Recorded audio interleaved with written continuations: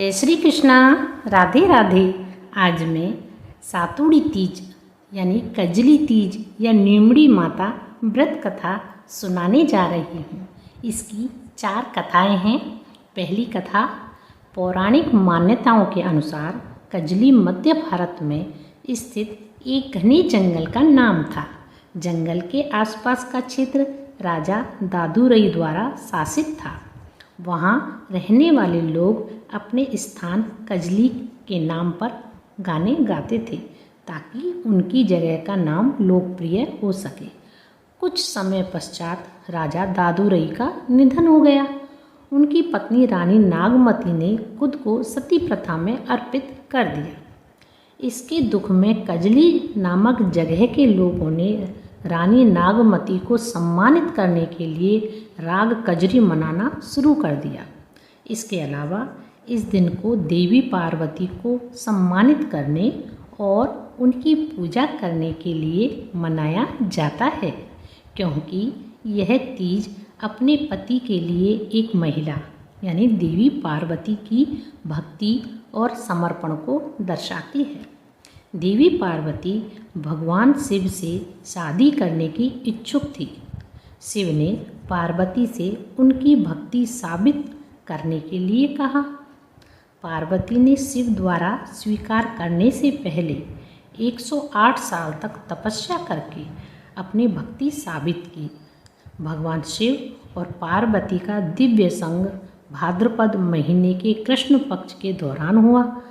यही दिन कजरी तीज के रूप में जाना जाने लगा। इसलिए बड़ी तीज या कजरी तीज के दिन देवी पार्वती की पूजा करने के लिए बहुत शुभ माना जाता है। कजली तीज व्रत कथा दूसरी। एक गांव में एक ब्राह्मण रहता था जो बहुत गरीब था। उसके साथ उसकी पत्नी ब्रह्माणी भी रहती थी। इस दौरान भाद्रपद महीने की कजली तीज आई। ब्राह्मणी ने तीज माता का व्रत किया। उसने अपने पति यानी ब्राह्मण से कहा, उसने तीज माता का व्रत रखा है, उसे चने का सत्तू चाहिए, कहीं से ले आओ। ब्राह्मण ने ब्राह्मणी को बोला कि वो सत्तू कहाँ से लाएगा। इस पर ब्राह्मणी ने कहा, उसे सत्तू चाहिए, फिर चाहे वो चोरी करे या डाका डाले, लेकिन उसके लिए सत्तू लेकर आए। रात का समय था। ब्राह्मण घर से निकलकर साहूकार की दुकान में घुस गया। उसने साहूकार की दुकान से चने की दाल, घी, शक्कर लिए और 1.25 किलो तोल लिया। फिर इन सब से सत्तू बना लिया। जैसे ही वो जाने लगा, वैसे ही आवाज़ सुनकर दुकान के सभी नौकर जाग गए। सभी जोर जोर से चोर चोर चिल्लाने लगे। इतने में ही साहूकार आया और ब्राह्मण को पकड़ लिया।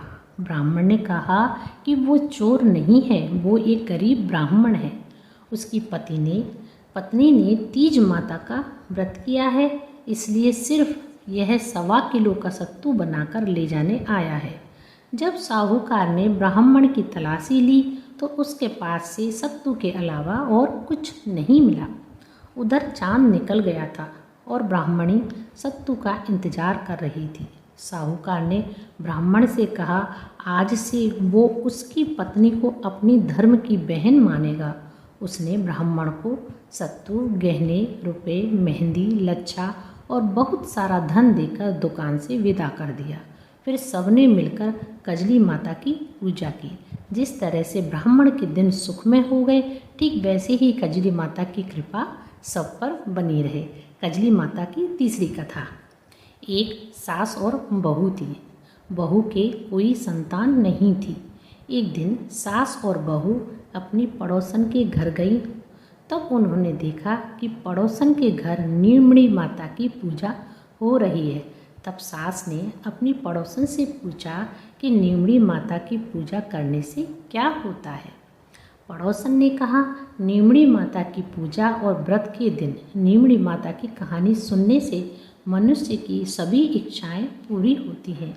तब सास ने कहा, यदि मेरी बहू गर्भवती हो जाएगी तो नीमड़ी माता की मैं 1.25 सेर का पिंड चढ़ाऊंगी और भादुड़ी तीज का व्रत करूंगी। कुछ दिनों बाद बहू गर्भवती हो गई।